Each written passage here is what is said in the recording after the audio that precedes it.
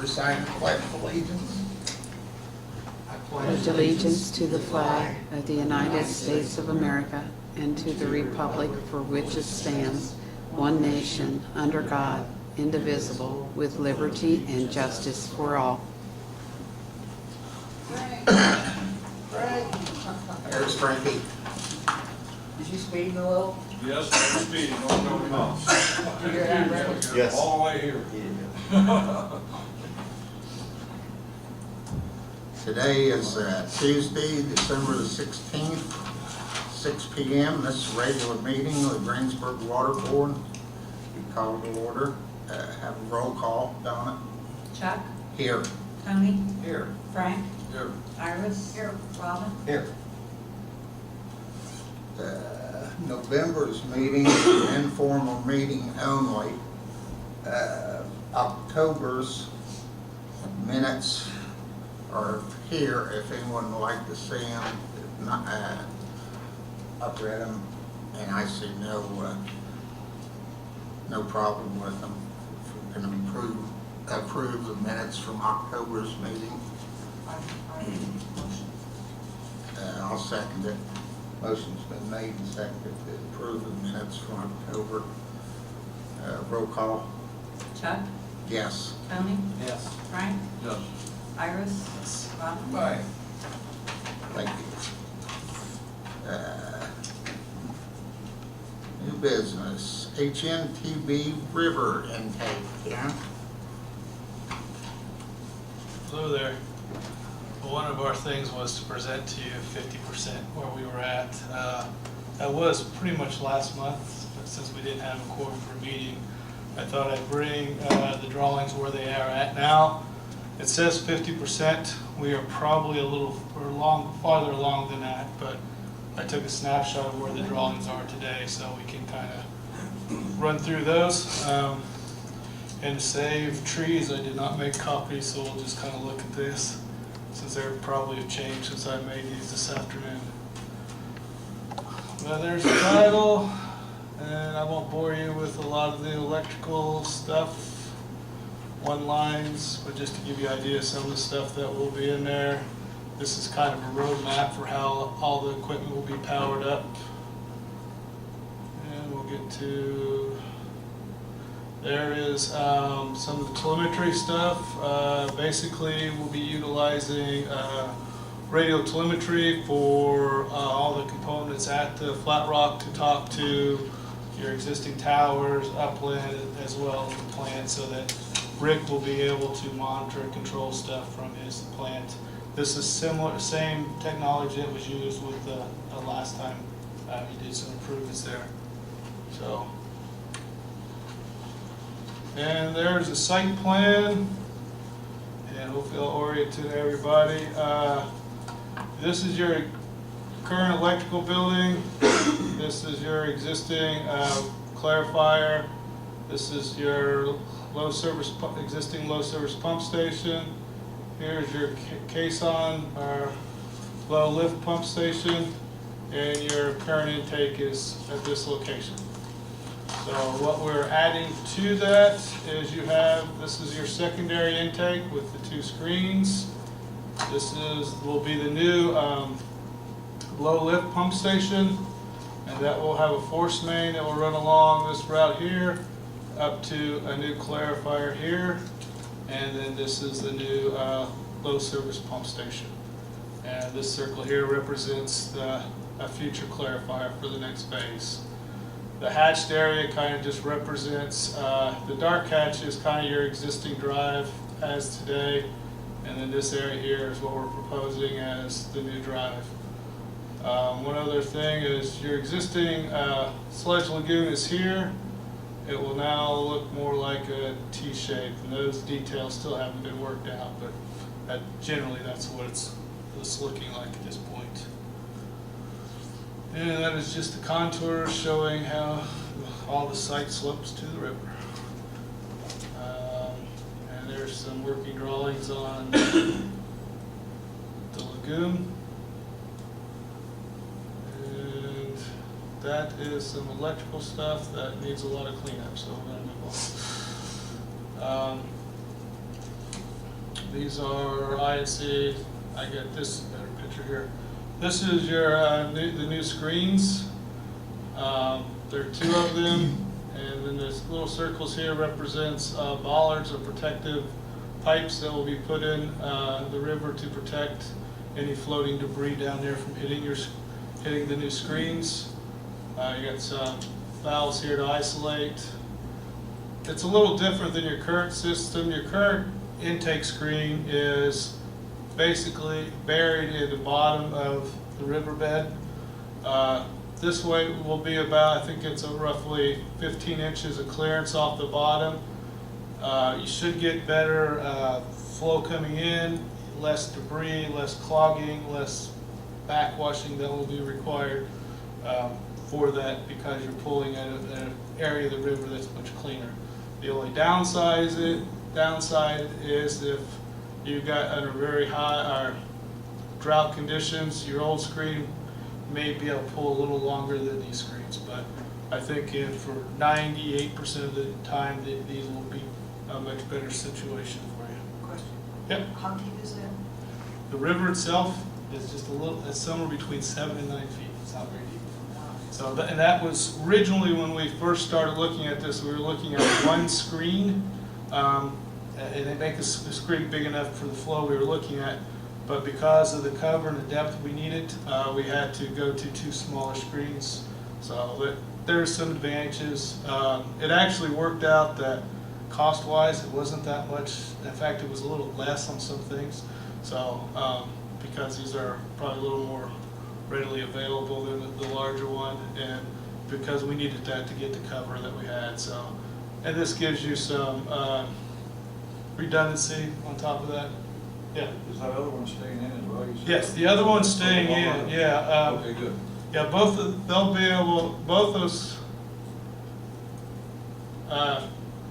screens are going to operate. What we're proposing is going to be basically a parallel system, so that you'll be able to run the old system just like you're doing right now, and you'll be able to run the new system as well, and they will be able to run independently. So you got redundancy built in there. So if you have a problem with your old intake, something, you could take it completely offline and run the new one, and it won't impact. So the only common connection will be the force main taking it to upland or taking it to the treatment plant. So that is the only common connection. We've got, I should point that out, your existing connection, the raw water line is here, 24-inch raw water line is here. Your current system is connected right here. Your new system will be connected here. So you'll have 2 connection points. So, and in theory, you have 2. You can look at it as 2 separate plants with the common force main.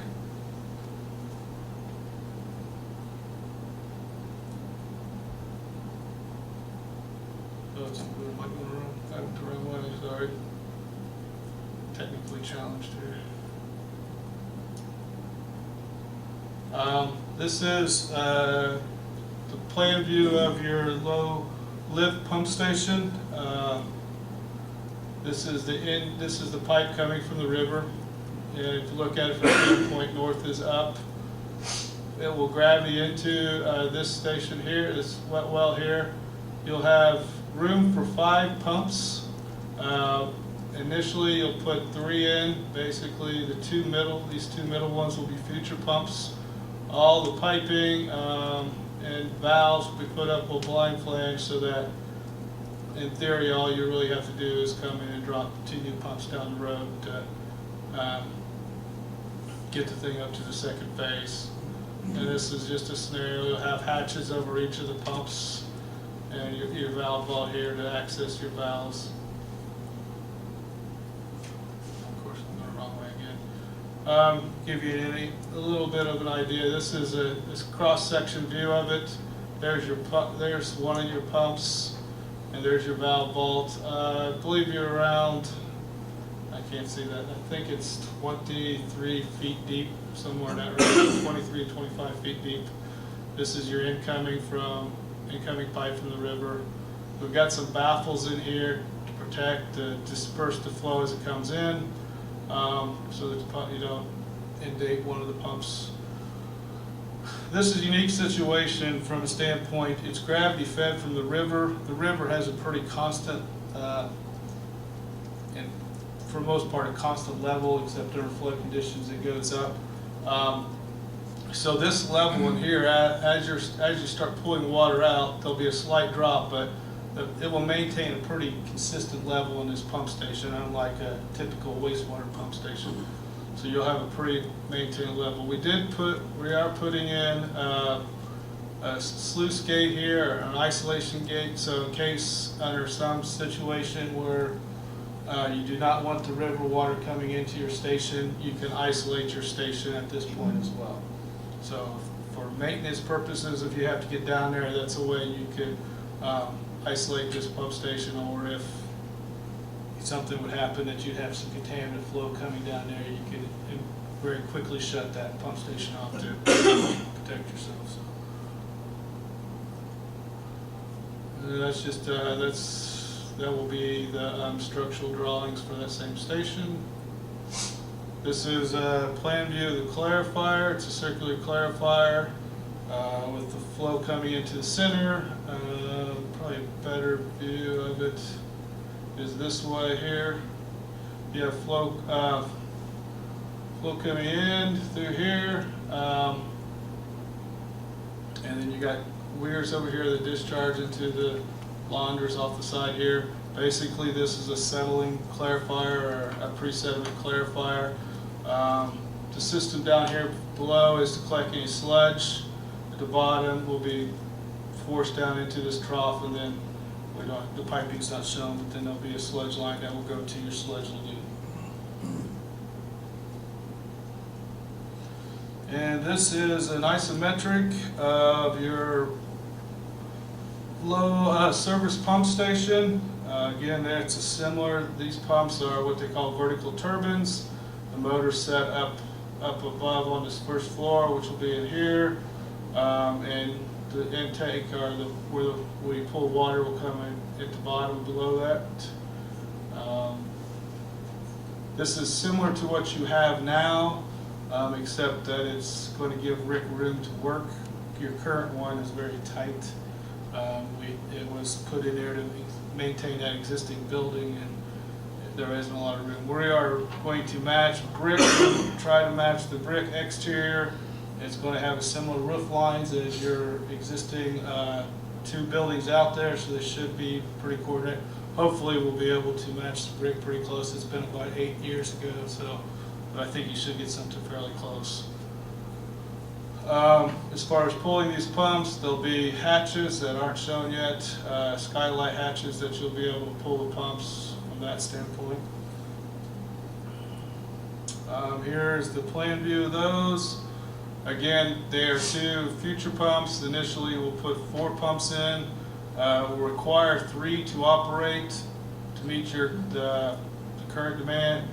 And then this is a standby, or what they call a firm capacity pump, that if one of your pumps goes out of service, you'll still have your full capacity. So, and you got the blue panels here, all electrical panels to support the pump. We've got a flow meter here. We're putting that inside the building rather than outside in a vault, so it's a little easily accessible. You got a man-way door here, and we put in an overhead door here. And there will be some room. Originally, we had set it up to possibility of pulling a truck in here to get to these pumps. We decided that it probably wasn't the most practical way to do it, and it was not real cost effective. And talking to Rick, he said he probably would hire that out done anyway, so we went to the skylights as a better alternative and cheaper alternative. We left the garage door in there because you don't really have any storage of any sort up there at that site, so you will get a little storage here, not a lot, but it is enough that you want to pull in a vehicle you could. We are sizing the floor system to support that as well. And here's a kind of a cross-section view of that building. This is the wet well where the water will come in from. The pumps are from the clarifiers will grab in from the clarifier here, and then you'll have these pumps pulled out, and the discharge pipe goes out. It's not all section here, but, and then there's a skylight, simple roof truss.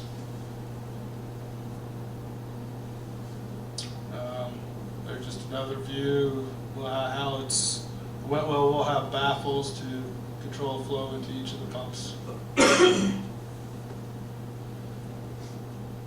A lot of these are drawings that will support the structure and electrical as well, so some of it looks like a redundancy, but there's some electrical where the electrical conduits are going to run to support the pumps. This is your existing electrical building. We had rooms set up for that, for this expansion as well, so we'll be putting in some new panels along this. I think currently these are in place. These will be all new, put in here to support that, as well as some additional VFDs in here as well. So that building right now looks a lot empty. It's going to fill up a lot with this project. So, but that was planned out for this next phase when that building was built. So just some details. This is your existing caisson or low lift pump station. You see your current pumps in here that pumps up to your existing clarifier. We are, Rick's request, adding an actuator here for his backwash system. Right now he has to manually turn that valve, and he can probably tell you how many turns it takes. It's a 24-inch valve, so it's quite difficult to do. So we're adding that. That's one thing we're doing here. The other thing is we're housing in an air compressor system in here. The new screens are designed so that you don't backwash in with water. You do an air burst backwash to clean off the screens, and that will be done on a time basis, so that every hour, it depends on what it is, what it sets up. It could be as quickly as every 4 hours or something, or twice a day or something like that. You'll have an air burst that will blow all the debris off the screen, so to prevent clogging it. These screens are designed to keep the material on the outside of the screen and not get pulled in, or it gets pulled into your station and that sort of thing. So everything is air burst on the outside to blow it off in that way. So it should work much more efficiently than what your current intake, which is basically a buried pipe that you have to physically blow the debris back out. So this way you should prevent debris from getting in with the air thing, and you'll be able to do that on a consistent time basis. So it won't require somebody to go out there. Right now you manually have to go up there to do that. And the other advantage is you don't have to shut down the intake to do this cleaning. So there's some advantages of that. I believe that's just the electrical building showing how the power is going to get to that compressor. It's the electrical manholes, some details on electrical. I won't bore you with that because they bore me sometimes. And that's it. See any other details we have? The pumps have been sized. We've got everything back on both stations from the pump manufacturer confirming our design. They're comfortable with that. Right now, electrically, we are probably, I would say we're probably close to 85 to 90% complete.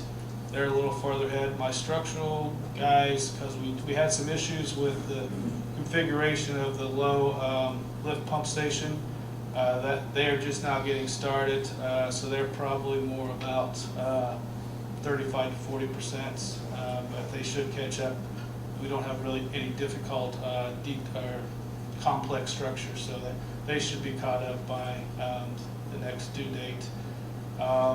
INC, they're probably somewhere around, they're closer to probably 25%. I had to make a switch in personnel on that. We had the guy out last week to walk through the site and to get him caught up to speed. The one I had originally planned to do it, his workload got to where he was not going to be able to do it, so I had to do some switching team there. So that should be moving forward now pretty quickly. Our next due date, as far as having 90% to you, is I'm shooting for January 23rd, something I think that week somewhere in that range. Process-wise, I think we're really close. Next week, I'm going to start looking at the specifications and get those in place. I've had some of my junior staff working on that, and then I'll review his work, and we should have those pretty close as well. The thing that I'm concerned about as far as schedule right now is permitting. That's probably I have the least control over. We hope to get something here at by 90%, have a lot of our permits in place to be ready to submit. So if everything stays on schedule and permitting isn't a big issue, I still think we can meet having this thing done and ready for bids to make this spring, late spring bidding, so that they can get started construction early next year, or May, June of next year. So right now, I did a 50% cost estimate. We'll do another one at 90%, and then final one. I think we're at, there it is. We're roughly about 3.3 now, 3.3 million. That should be in line with what we had originally put together earlier on. We'll refine that as we go farther. For example, electrical and I&C as a percentage, so it hasn't been costed out. That still includes 15% contingency as well. So, any questions? You guys are easy. Do you have to have the permits before you can put out for bid? Probably a smart idea. It's a smart idea. I won't say you have to. You have to have a level of confidence if you don't have them, because you never know.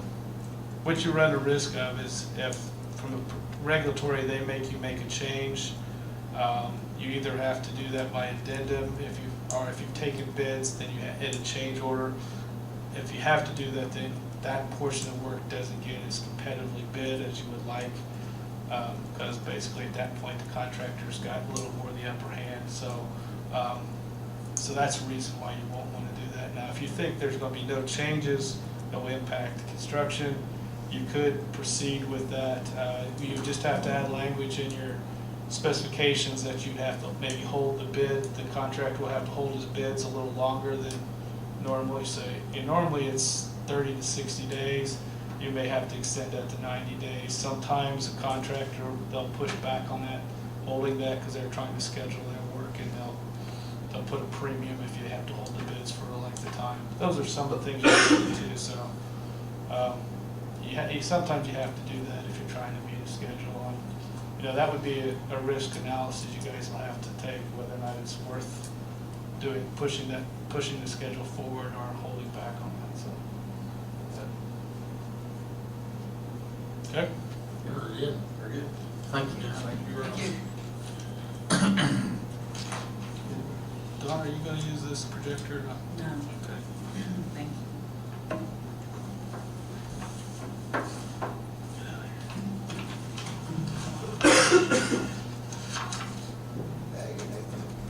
Next order of business is meter update.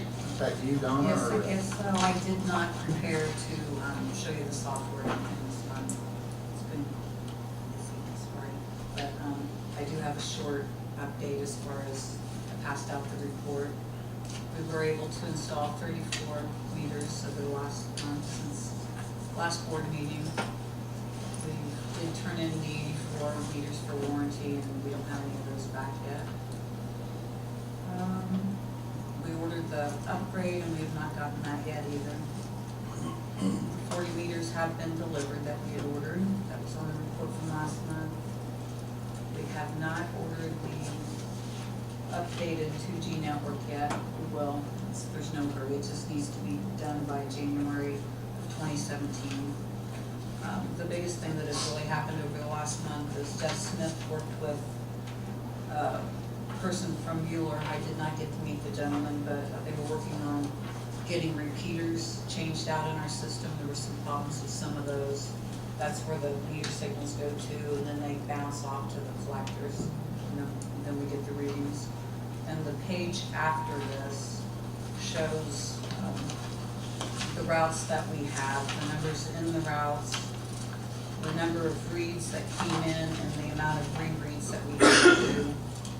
And on the bottom, it shows like the amount of reads tallied from that, and we had to do a total of 645 rereads. So hopefully with the repeaters getting changed out, that they'll start coming in better. Just having a few issues with placement, and it's a work in progress. But we are able to use it. Once it's completed, they'll reroute things to make everything more efficient and all that, so. We're getting there. Do you have any questions?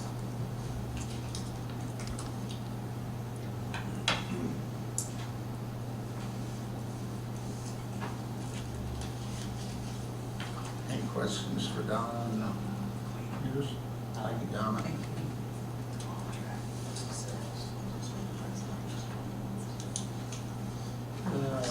Utility service group. This is something that, if you remember, Mark Hanson, I believe, came in with Utility Service Group a couple months ago, did a presentation on wanting to sell us a possible contract on at least the East Tower. He did give us pricing. I made copies for everybody, put it in their packet. I don't remember, he said that he handed this out a couple months ago. I don't remember seeing the pricing on it, but I told him I'd bring it back, excuse me, in front of the board. As you can tell, the first 5 years, it was $40,606 or $3,384 a month. Donna, did you get a copy of that? I didn't, but I brought my stuff from last month's Okay. meeting. Is it the same thing? It should be the That same would've thing I been copied last month, yeah. Okay.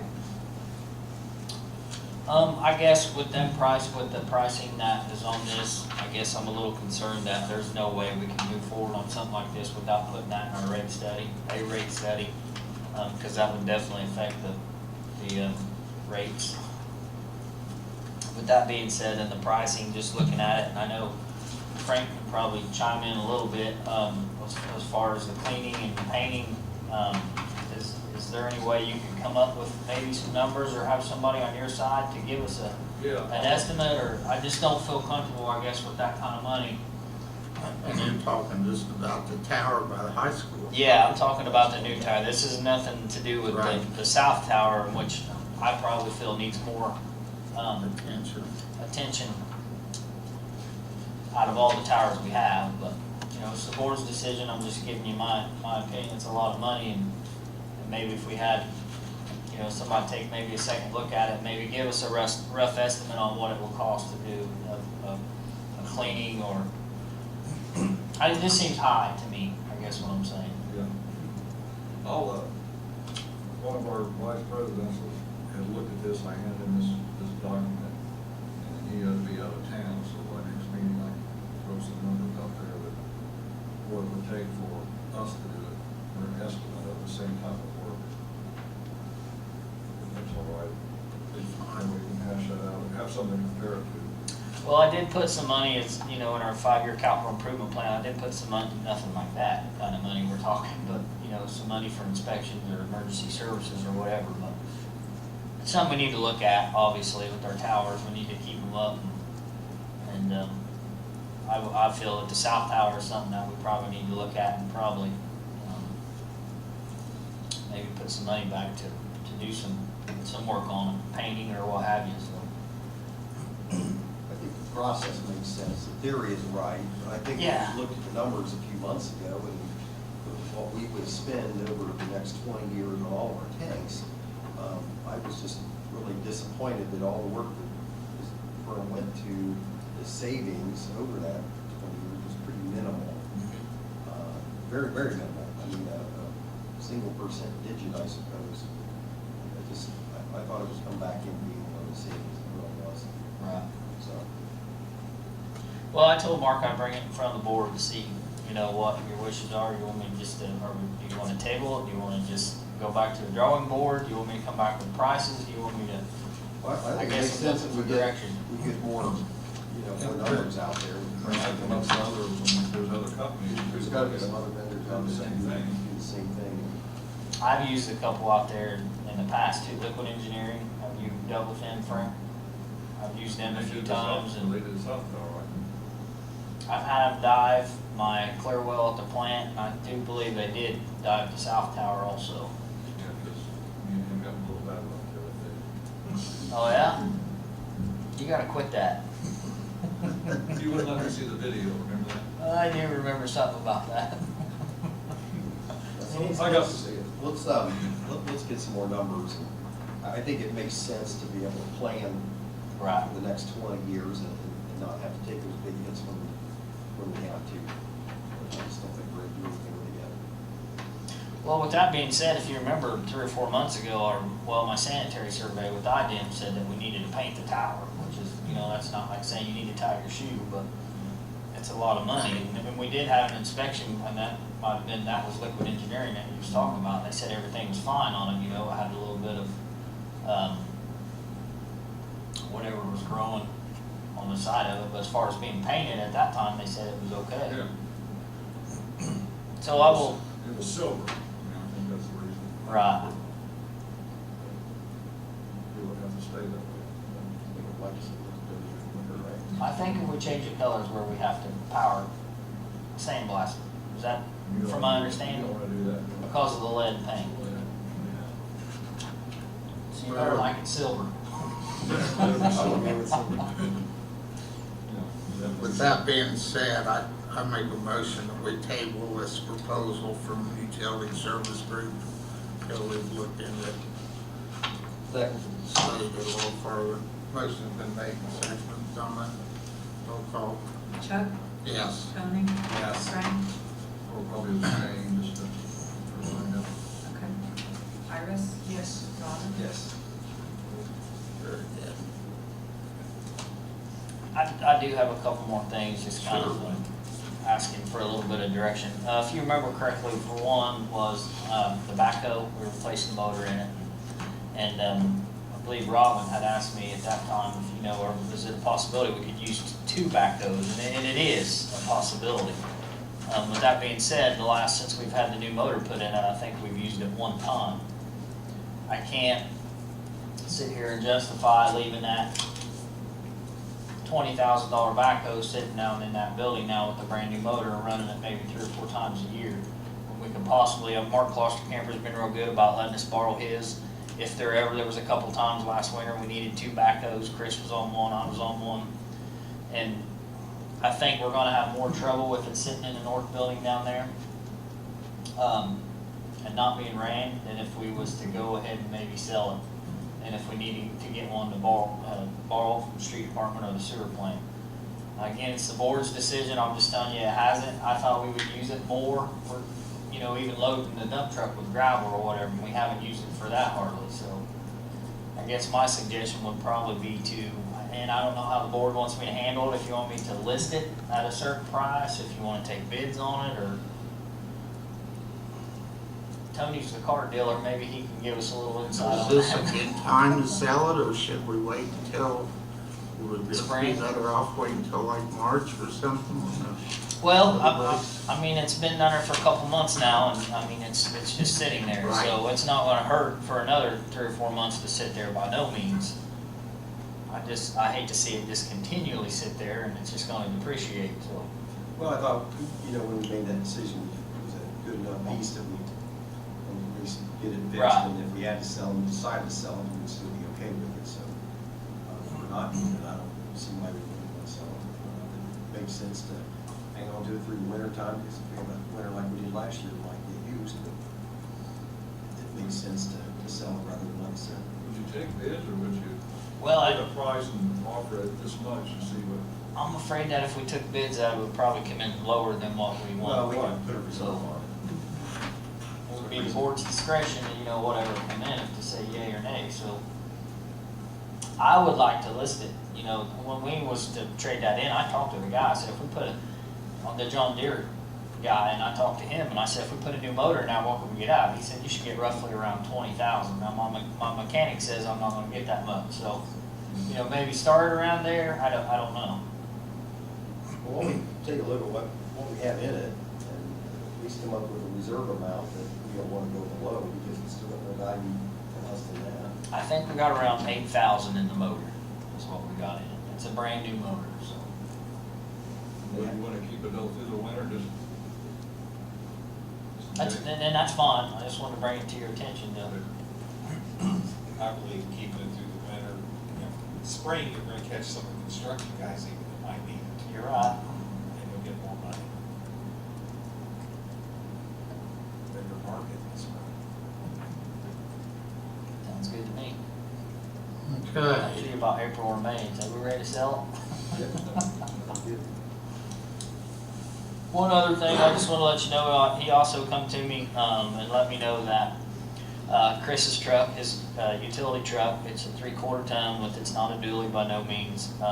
It's in my capital improvement plan also to replace that, so probably in the next couple months I'll be going around and getting prices or bids, and I'll be bringing that to you. So I'm guessing around March, somewhere around there. Is that when you put it in the plan? Is that when you put it in your capital plan of 2015? No, it was in there actually whenever we did that 5-year plan, probably 4 years ago, 3 years ago, 4 years ago. Yeah, keep it running. It's running. I know the street department come to me and wanted to know about a possible use it for a mechanic's truck for Jerry down at the street department to put his tools in and stuff, so. If they don't fall out the bottom of the box, I don't know. You got anything we want? We've had to patch it a few times. They actually gave us a flatbed truck that probably should have went to the scrapyard. That's all I have. Very good. Anybody else have anything to come before the board then this evening? All right.